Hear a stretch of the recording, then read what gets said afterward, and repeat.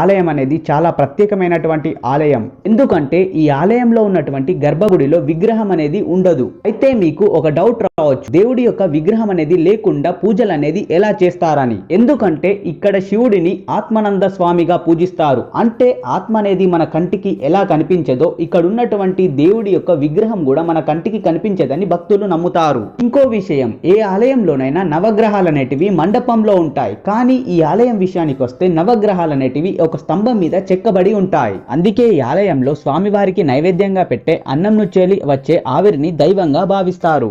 ఈ విధంగా కంటికి కనిపించని శివలింగంతో ఉన్నటువంటి ఆలయం అనేది తమిళనాడులో ఉన్నటువంటి పుదుకొట్టైలో ఈ ఆలయం అనేది ఉంది.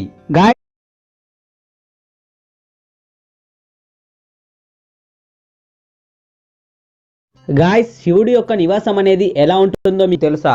నేను చెప్పబోయేది లింగ పురాణంలో 81వ అధ్యాయంలో ఉంది. సాధారణంగా శివుడు కైలాస పర్వతం మీద ఉంటాడని అందరికీ తెలుసు. అయితే మీకు తెలియని విషయం ఏమిటంటే శివుడు దేవకుంఠం అనే పర్వత శిఖరం మీద ఉంటాడు. ఈ ఎత్తైనటువంటి శిఖరం మీద భూతావనం అనే ఓ అందమైనటువంటి వనం ఉంది. అందులో చెంపక, అశోక, పున్నాగ మరియు పారిజాతం వంటి అందమైనటువంటి వృక్షాలనేటివి ఉంటాయి.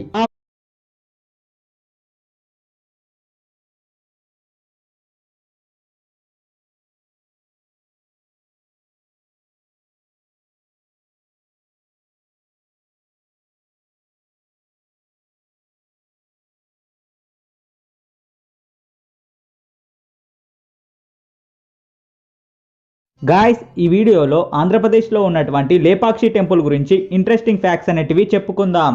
ఈ ఆలయానికి ఈ పేరు అనేది ఎలా వచ్చిందంటే, సీతాదేవిని రావణుడు అపహరించి తీసుకొని వెళ్లే సమయంలో రావణుడిని అడ్డుకున్నటువంటి ఒక పక్షి పేరు జటాయువు. అయితే ఆ పక్షి అనేది అక్కడ మరణించింది. సీతని వెతుక్కుంటూ వస్తున్నటువంటి రాముడు ఆ పక్షిని చూసి లేపక్షి అని పిలవడంతో ఆ ప్రాంతంలో ఉన్నటువంటి ఆలయానికి లేపక్షి అని ఆలయం పేరు వచ్చింది. అయితే అది రాముడి యొక్క దేవాలయం కాదు.